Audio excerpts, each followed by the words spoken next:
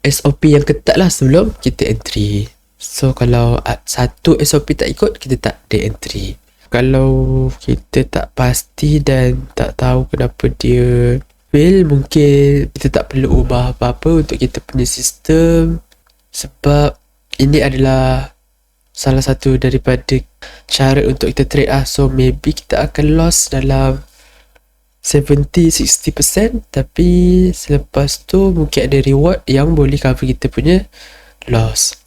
So kat sini kita tak ada mistake apa-apa.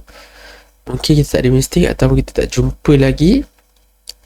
Tapi kalau 1-2 loss yang sama ataupun kita dah ikut SOP dan loss, mungkin kita tak perlu ubah apa-apa lagi sebelum data yang seterusnya menunjukkan diri lah. So kat sini bukan kita trade by emotion, kita bukan trade sebab revenge, tapi sebab SOP. So kita ikut rules, kita ikut sistem, itu dah cukup baik. Dan kalau kita tak jumpa kenapa sebab exit kena cut loss ataupun tak jadi, mungkin sebab market tak nak bagi lagi kan.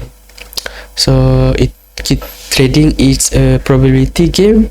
So mungkin kita boleh ubah atau upgrade sistem bila terlalu banyak fail dan emosi kita pun terganggu kan. So kita boleh reduce kita punya entry. So dari situ kita create lagi sistem yang baru lah. So kalau terlalu banyak loss, terlalu banyak probability untuk fail, kita mungkin kena reduce setup dan naikkan